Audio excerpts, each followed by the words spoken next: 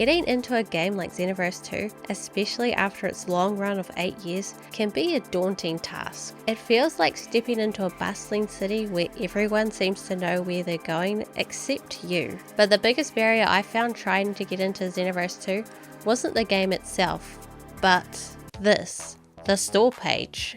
There is the default edition, which is pretty self-explanatory. Then there is the deluxe edition, which must be better because it has the word deluxe in it. But then there is the special edition, which in my opinion sounds less premium than the deluxe edition, but it must be better because it costs more money. Just glancing at this gives me decision paralysis. It's a nightmare, honestly. It reminds me of a Ubisoft pre-order where you need a friggin' flowchart to figure it out. They proudly boast 7 years of expansions, each promising new adventures, characters and challenges, but which ones are truly worth your time and money? You're left wondering, do I start with the base game and slowly working my way through the expansions, or do I dive headfirst into the DLC pool and hope for the best? And then there's the conflicting advice from the online community. A cacophony of voices doubting different opinions. Some say skip the DLC altogether, while others advocate buying everything. Yeah, like I can afford $409 in this economy? I don't think so. Now when you put it into perspective that this game has been out for 8 years, there isn't an excessive amount of DLC. I just think that they could do a much better job in explaining what exactly it is that you're buying. And to be fair, if you are playing on Steam, Xenoverse 2 goes on sale quite often. I got my copy on sale and since then it's been on sale at least 3 other times. And look, they even let you buy the pre-order bonuses, unlike some other games. In some ways, I think this is a good thing, but it also further highlights the greed of Bandai Namco, as they initially advertised this content as being limited. Yes, we only have very limited warehouse space to hold these digital-only items. It's all just a bunch of FOMO bullshit. When I finally did make a decision, I got the special edition, but was that the best way to go about it if you have never played Xenoverse 2 before? In my opinion, no. I think I should have just brought the base game, but that's not because I think the game is bad and not worth the money, but more because of the way the DLC affects the first time player's experience. But before we get into the bad, I first want to point out what the game does right when easing a new player into the Xenoverse universe. My brain works in a way where if there's just too much information coming in, it just stops accepting it. Thankfully, Xenoverse 2's opening couple of hours actually does a really great job at not bombarding you with everything at once. It keeps you segregated from the online elements long enough so all you have to do is focus on getting the hang of the controls and stuff. And the tutorials are really good. Super easy to follow, not too long and not too boring. So you don't have to worry about jumping into a game and have some asshat swearing at you, calling you a stupid or whatever. That was honestly one of the other reasons why I put off playing the Xenoverse series for so long, because I thought it would be all about the online aspect. And because Xenoverse 2 is technically a fighting game, I had no interest in interacting with anyone from the community.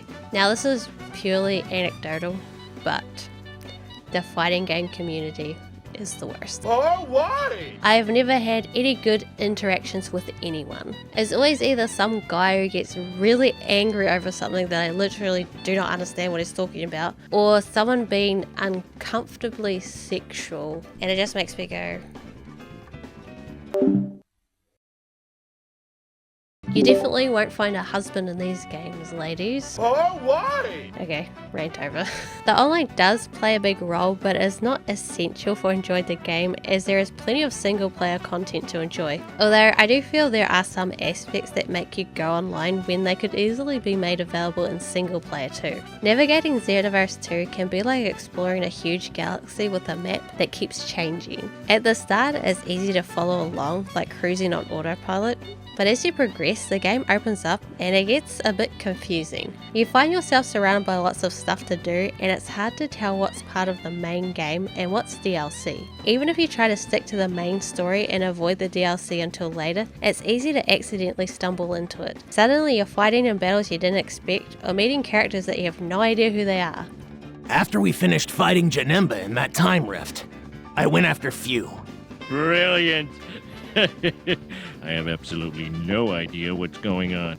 And it would be such an easy fix too. All they need is a small little prompt, like this starts the DLC or whatever, or even have a unique icon on the map that differentiates from the main story quests. I mean, they have it for the Legacy Patrol DLC, why not for the rest of them? And what makes this even more baffling is that they do have prompts before starting, giving the recommended level for the mission. Why not just add a line of text saying the name of the DLC pack? Yeah, I do understand that this is a time travel story and doesn't necessarily need to be played in chronological order, but it would be nice if the developers would make this less cryptic for those who would like to play it this way. You know what I mean?